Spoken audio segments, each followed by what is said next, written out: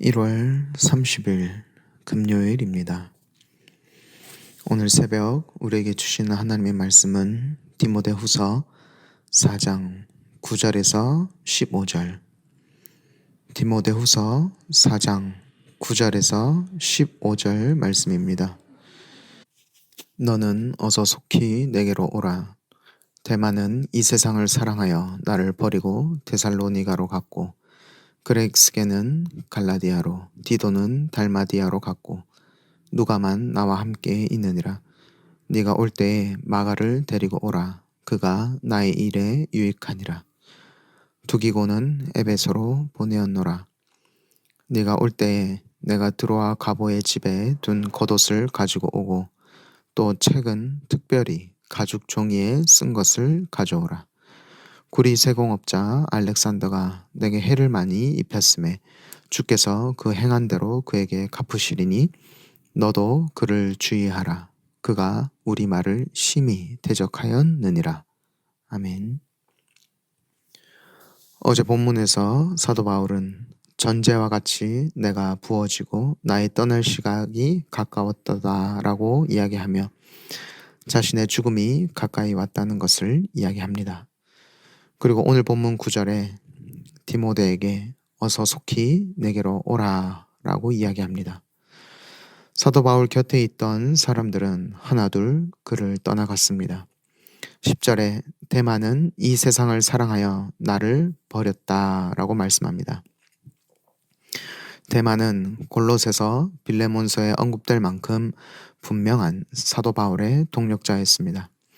골로새서 4장 14절에서는 사랑받는 의사 누가와 데마가 너희에게 문안하느니라 라고 말씀하고, 빌레몬서 1장 24절에는 또한 나의 동력자 마가, 아리스타고, 데마, 누가가 문안하느니라 라고 말씀합니다.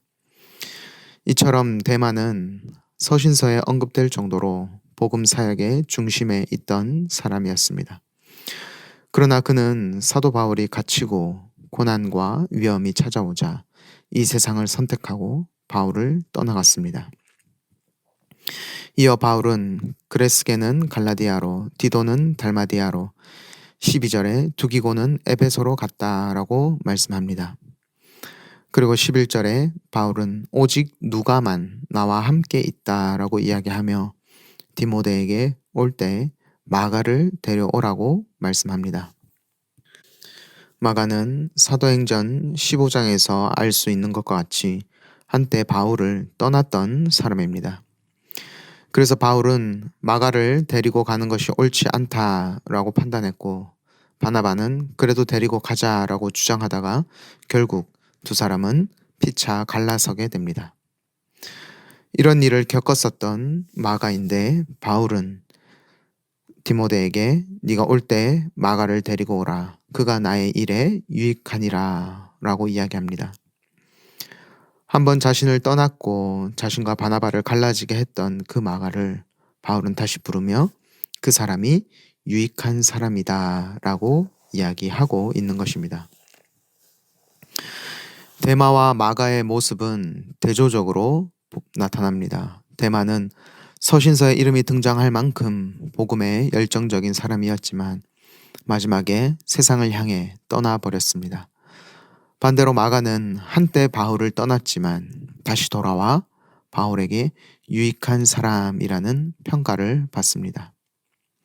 이 두 사람의 모습을 통해 마지막까지 충성을 다한 것이 얼마나 중요한지, 그리고 잠시 사명을 떠났다 하더라도 다시 돌아와 끝까지 충성 다하는 모습을 주께서는 귀하게 여기신다는 것을 볼 수 있습니다.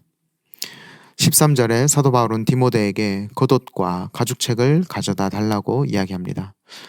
겉옷을 가져다 달라고 하는 것을 통하여 사도 바울이 갇혀 있을 때 제대로 생필품을 제공받지 못하고 있는 상황이라는 것을 알 수 있습니다. 그리고 사도 바울은 겉옷과 더불어 가죽 종이에 쓴 책을 가져다 달라라고 이야기합니다. 여기서 가죽책은 하나님의 말씀이 기록된 성경을 말씀합니다. 사도 바울은 열악한 상황 속에도 하나님의 말씀을 놓지 않은 말씀의 사람이라는 것을 알 수 있습니다. 그리고 마지막으로 사도 바울은 14절과 15절에 구리 세공업자 알렉산더를 주의하라고 이야기합니다. 알렉산더가 사도 바울에게 해를 많이 입혔다라고 이야기하는데, 사도 바울은 개인적인 원한을 이야기하는 것이 아니라 15절에서 말씀하는 바와 같이 복음을 대적하는 태도에 대해 말씀하고 있는 것입니다.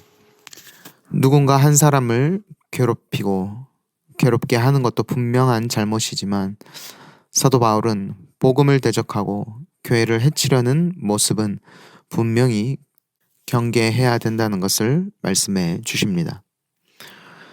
오늘 본문을 통해 사도 바울이 물리적으로 그리고 관계적으로 여러 어려움에 처해 있다는 것을 알 수 있습니다.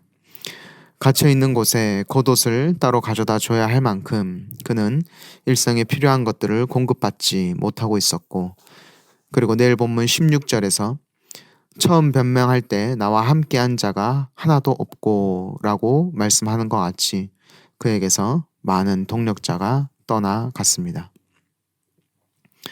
하지만 사도 바울은 그럼에도 불구하고 끝까지 말씀을 놓지 않는 말씀의 사람이었고, 사람에게 초점 맞추지 아니하고 하나님께 초점 맞추는 하나님의 사람이었습니다.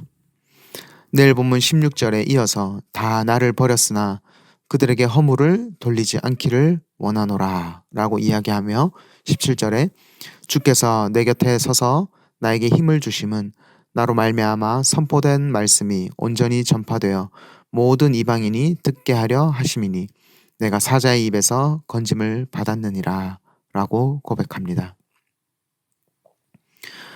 하나님의 말씀을 따르며 복음 전파자의 사명을 감당할 때 우리도 사도 바울과 같이 물리적인 혹은 관계적인 어려움을 겪을 때가 있습니다.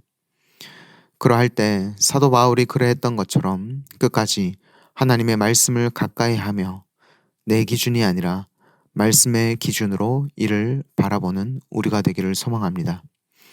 내 개인적인 원한이나 사욕을 따라 사건이나 사람을 판단하는 것이 아니라 하나님의 시선과 하나님의 말씀의 기준을 따라 이를 보고, 비록 사람은 그리고 상황은 어렵고 또한 섭섭할 수 있지만 우리 주께서 여전히 내 곁에 서서 나에게 힘 주신다는 것을, 그리하여 나를 통해 하나님의 일하심을 놀랍게 드러내실 것을 끝까지 붙들고 기대하며 나아가는 우리가 되기를 소망합니다. 기도하겠습니다. 언제나 우리와 함께 하시며 나를 지키시는 하나님, 우리의 시선이 이 땅에 맞춰져 있는 것이 아니라 하나님께 맞춰져 있기를 소망합니다. 나의 억울함과 나의 섭섭함, 이 상황의 어려움들을 내 힘으로 해결하는 것이 아니라 모든 것을 아시는 주님께서 더욱 좋은 것으로 가장 좋은 길로 인도하심을 믿고 잠잠히 주님의 말씀만 따르는 우리가 되게 하여 주옵소서. 예수 그리스도의 이름으로 기도드립니다. 아멘. 이 시간 함께 기도하실 때 주신 말씀 붙들고 기도하시고 주간 기도 제목에 따라 모든 소그룹 모임을 위하여 기도하겠습니다. 다락방 모임, 전도회, 모든 모임들마다 예수 안에서 한 가족과 같이 은혜를 나누는 모임이 되게 하시고, 우리 교회 안에 소외되는 영혼이 하나도 없는 사랑 많은 가정 같은 교회 되도록 다락방을 섬기시는 순장님들과 교회를 책임지고 섬기시는 장로님들을 위해 기도해 주십시오. 특별히 오늘부터 있는 청년부 수련을 위해 기도 부탁드립니다. 오늘부터 내일까지 1박 2일로 1청년부, 2청년부 수련회가 있습니다. 1청년부는 거제 7천도에서, 2청년부는 교회에서 수련회를 가집니다. 청년들이 이 수련회 시간을 통하여 하나님의 말씀을 더 깊이 깨닫고 공동체 안에서 함께 사랑을 나누며 하나님의 아름다우심과 공동체의 귀함을 깨닫는 시간 될 수 있도록 청년들을 위해서 기도 부탁드립니다. 합심 제목과 개인적인 기도로 기도하도록 하겠습니다. 함께 기도하겠습니다.